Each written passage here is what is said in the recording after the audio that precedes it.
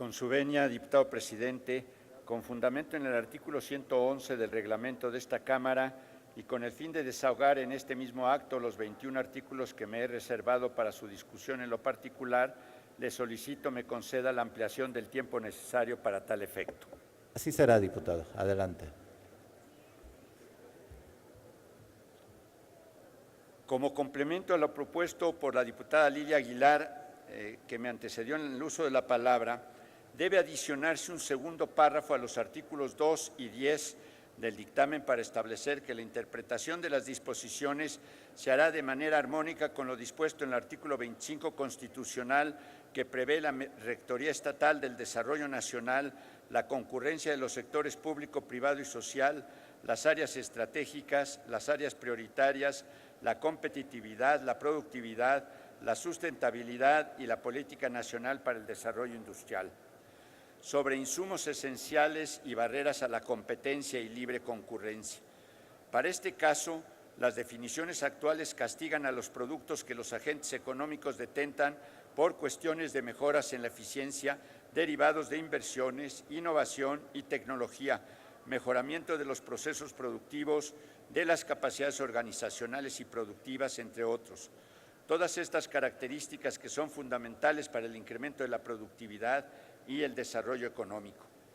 La definición de barreras a la competencia y a la libre concurrencia, incluida en la fracción 4 del artículo 3 del dictamen, invade las facultades legislativas y reglamentarias de los poderes legislativo y ejecutivo de los distintos órdenes de gobierno, como mencioné en mi intervención anterior, con lo que coloca a un órgano no electo y con déficit democrático por encima de los poderes electos, lo que además atenta contra la rectoría estatal prevista en el artículo 25 de la Constitución.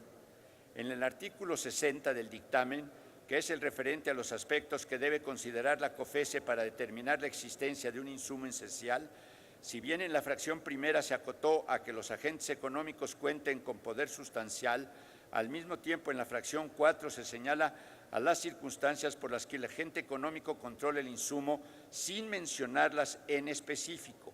Y peor aún, en la fracción quinta se abre la puerta a una enorme incertidumbre jurídica y a un grado de discrecionalidad sin parangón para la COFESE, al señalarse que también se considerarán los demás criterios que se establezcan en las disposiciones regulatorias que emita la misma COFESE, es decir, gracias a criterios totalmente subjetivos. Por lo que respecta al artículo 94 del dictamen, que reglamenta el procedimiento de investigación para insumos esenciales y barreras a la competencia, si bien circunscribe el inicio del procedimiento de investigación a cuando hayan elementos que hagan suponer que no existen condiciones de competencia, al mismo tiempo resultan excesivos por invadir las facultades constitucionales de las autoridades públicas y por colocar a la COFESE por encima de estas. Tercero, sobre desincorporación.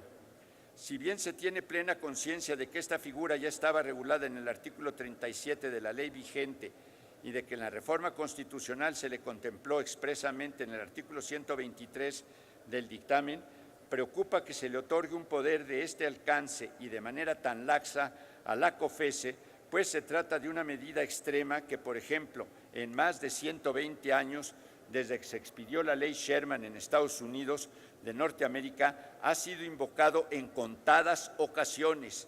Standard Oil, AT&T, Paramount, General Motors, Microsoft, y solamente aplicado en dos casos, Standard Oil en 1911 y AT&T en 1984. Visitas de verificación. La disposición contenida en la fracción 3 del artículo 12 del dictamen que faculta a la COFESE para efectuar visitas de verificación sin estar vinculadas necesariamente a un procedimiento de investigación atenta contra el principio de seguridad jurídica establecido en el párrafo segundo del artículo 14 constitucional, que prevé que nadie podrá ser privado de la libertad o de sus propiedades, posesiones o derechos, sino mediante juicio seguido ante los tribunales previamente establecidos, en el que se cumplan las formalidades esenciales del procedimiento y conforme a las leyes expedidas con anterioridad al hecho, cuestión que no aplica la ley de competencia económica que ha sido aprobada en lo general. Disposiciones regulatorias.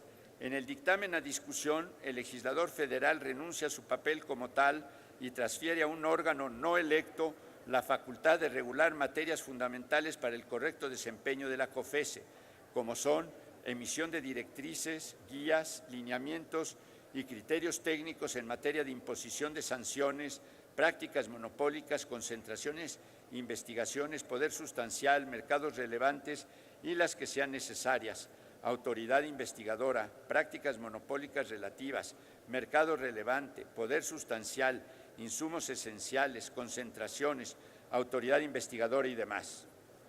Causas objetivas.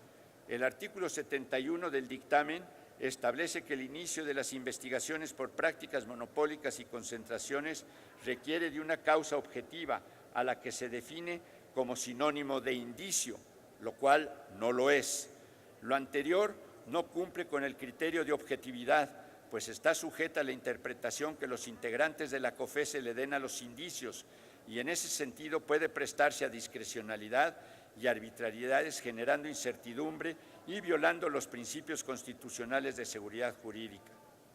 Autoridad investigadora. La autoridad investigadora detenta gran poder en la COFESE, pues conforme al artículo 26 del dictamen, es la encargada de desahogar la etapa de investigación y es parte en el procedimiento seguido en forma de juicio. Es una grave omisión del legislador federal que, pese a la reserva de ley para regularla, en el dictamen se dejen sin atender aspectos tan importantes de la misma como los requisitos para ser titular, sus impedimentos y excusas y demás. Autoridad resolutoria. En el caso de la autoridad resolutoria es mucho más acentuada la omisión del legislador para regularla, pues solo se hace referencia al órgano encargado de la instrucción en 2 preceptos y al comisionado ponente únicamente en la fracción sexta del artículo 82. Contraloría interna. Deben encauzarse las facultades de dicho órgano, pues se centran en el aspecto presupuestal y en la revisión a posteriori, pese a que constitucionalmente la Contraloría de la COFESE no está restringida a dichos aspectos. La propuesta es que la Contraloría pueda revisar y evaluar, a partir del plan de trabajo anual y los informes trimestrales de la COFESE, el actuar de ésta. Ejercicio de las acciones por daños y prejuicios. El artículo 126 del dictamen plantea que quienes sufran de daños y perjuicios podrán ejercer las acciones judiciales conducentes hasta que exista una resolución firme de la COFESE, lo que atenta contra el principio de justicia expedita previsto en el párrafo segundo del artículo 17 constitucional. Es cuanto, señor presidente. Muchas gracias, diputado. Le ruego a la Secretaría consulte a la Asamblea en votación económica si se admiten a discusión las propuestas del diputado Oribe. En votación económica se pregunta a la Asamblea si se admiten a discusión. Las diputadas y los diputados que estén por la afirmativa, sírvanse a manifestarlo. Las diputadas y los diputados que estén por la negativa, sírvanse a manifestarlo. Señor presidente, mayoría por la negativa. En consecuencia, se desechan. Tiene la